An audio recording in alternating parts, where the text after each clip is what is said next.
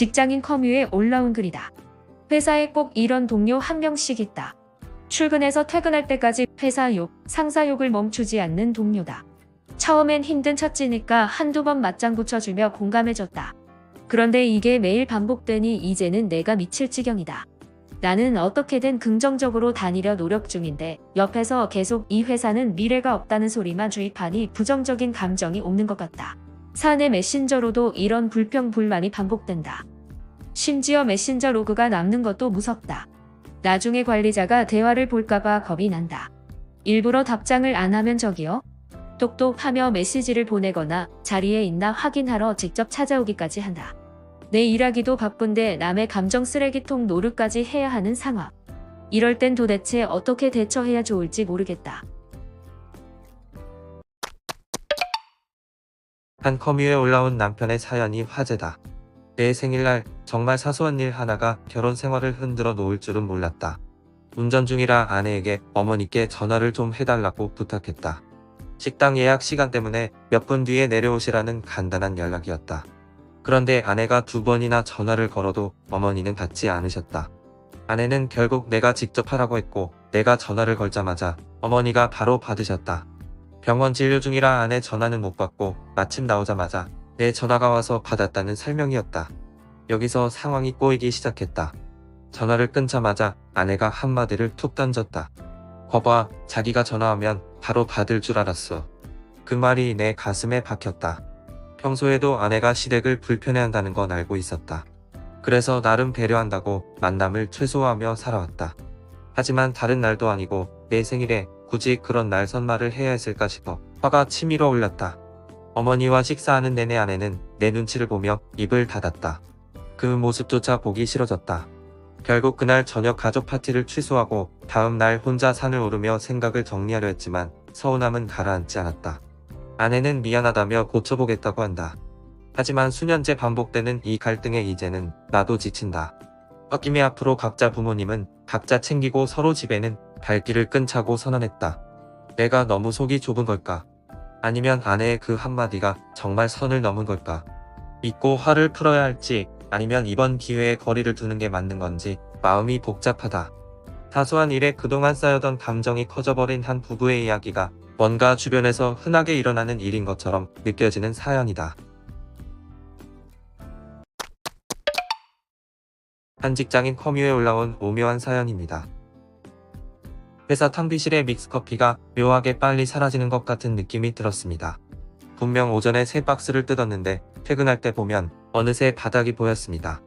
범인은 의외의 인물이었습니다. 평소 검소하고 성실하기로 소문난 우리 팀의 대리였습니다. 사건은 제가 퇴근 직전 서류를 챙기러 탕비실 옆을 지나갈 때 터졌습니다. 안에서 달그락달그락 이상한 소리가 들려 슬쩍 쳐다보았습니다.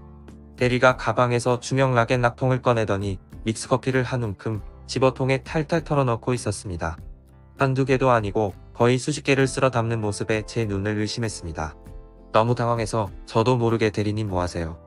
라고 물어버렸습니다. 들키면 당황할 줄 알았는데 대리는 아주 평온한 얼굴로 대답했습니다. 아, 이거 회사가 직원들 먹으라고 갖다 놓은 복지잖아요. 그래서 제가 좀 챙겨가서 집에서 먹으려고요.